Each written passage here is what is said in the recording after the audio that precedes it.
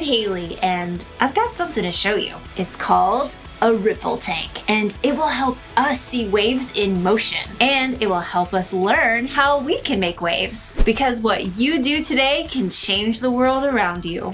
I always thought you needed something like an ocean to make a wave, but that's not the case. A wave can start with something small, like love. When you show love to someone, it starts a wave of love that spreads out to more and more people.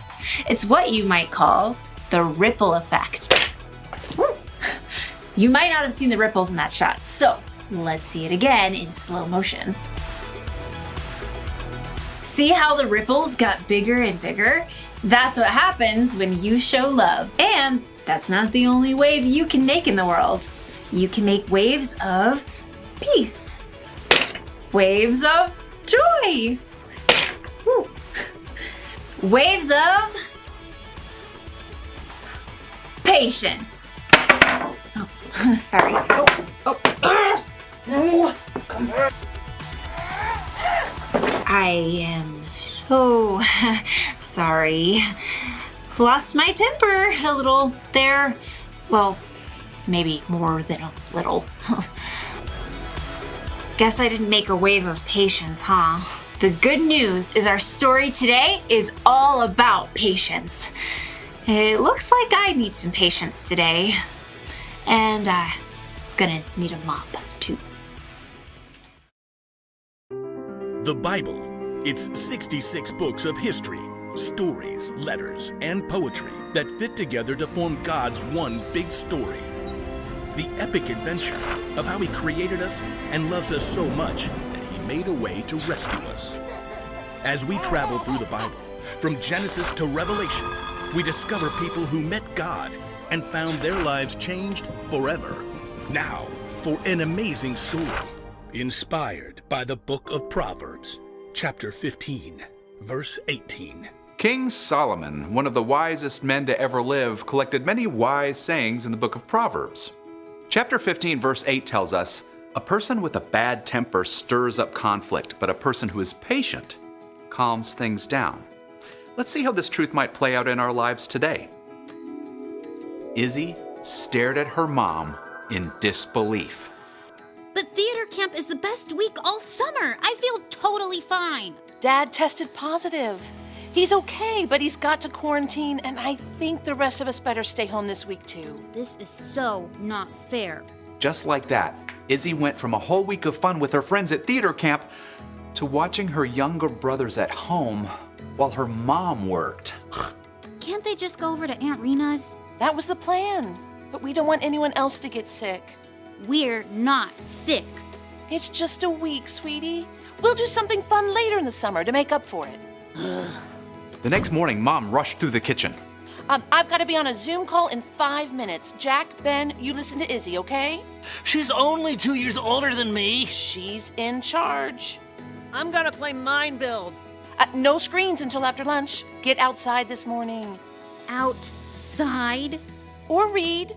Do something creative. I was supposed to be practicing Hamilton songs. Mom headed upstairs, leaving Izzy with her brothers. Okay, guys. Pick something for breakfast. French toast. Great. Get the eggs, Jack. Get the eggs, Jack. Jack! I'll get them. Bread, vanilla. Don't you need a recipe or something? It's in my head. I'm not eating something you just made up in your head. I'm not. Everyone loves my... Izzy turned to see Ben reaching up for eggs on the top fridge shelf. Careful! Izzy stared in horror. 15 eggs had exploded all over the kitchen floor. Izzy exploded too. Ben, you're such a klutz. I'm sorry. Don't yell at him. Yeah, well, if you'd gotten the eggs like I said, he wouldn't have dropped them. I'm eating cereal. Izzy grabbed a roll of paper towels and shoved them at Jack. Not till after you clean up those eggs. No fair. Yeah, well, life's not fair. Izzy slammed the fridge door shut, which made 2 cereal boxes on the top of the fridge tip over and land in the egg mess. You can clean up your own mess. Jack stalked out, slamming the kitchen door behind him. I'm hungry. Izzy grabbed an egg-covered box of cereal out of the mess. Here. Need milk. I can't get the milk till I clean up your stupid mess. I said I was sorry. You're being mean. Ben sulked his way out the other side of the kitchen. Sighing, Izzy tore a handful of paper towels out and started to clean up the egg mess. Mom peered inside the door, earbuds in. I'm on mute. What is going on? Jack was being a pain and Ben dropped the eggs and I just lost it. Mom sighed. She typed a quick message on her screen, took out her earbuds, and set down her computer. Then she grabbed some wet wipes and started to clean alongside Izzy. I know this whole week isn't fair. I know your brothers can be annoying, but I really need you to take a deep breath when you want to snap.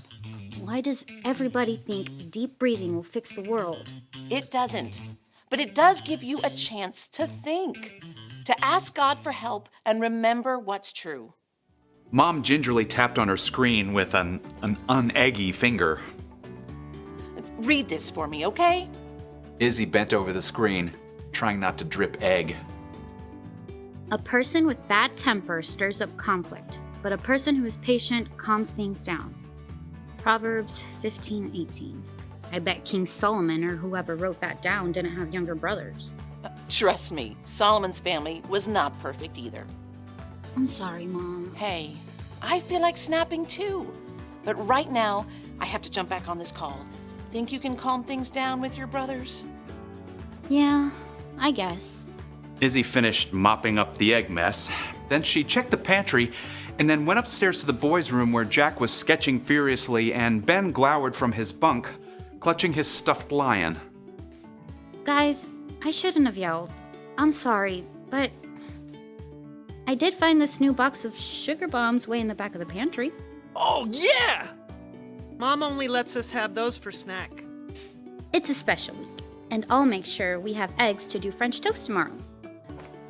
So the three siblings marched back down to the kitchen for giant bowls of sugar bombs. Yay! Ben managed to splash his milk all over the table. Oops. Ben! Izzy could see both Ben and Jack brace themselves. She took a deep breath. It's fine. I'll help you clean up. And after breakfast, we can get out the slip and slide. Yes! You're going in the mud. Nope, it wasn't the way Izzy thought she would be spending her week, but if she could keep her temper, maybe she would have fun after all.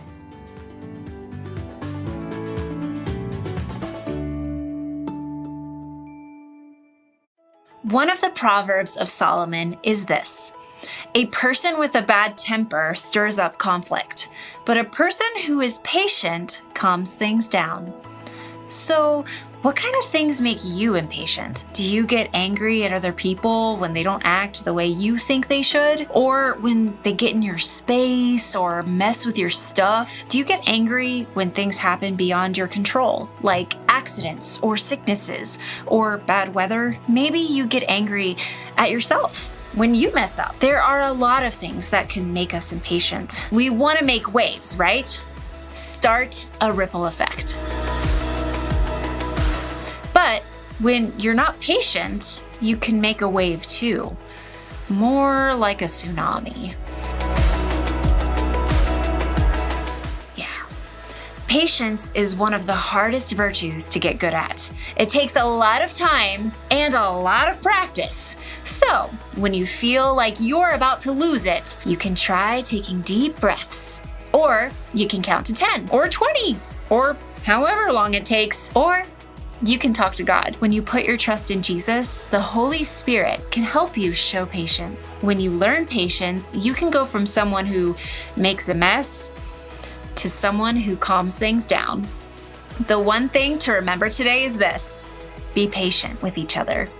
Everyone you see has their own struggles with impatience, so help each other out. And when you do mess up and lose your patience, take the time to make things right.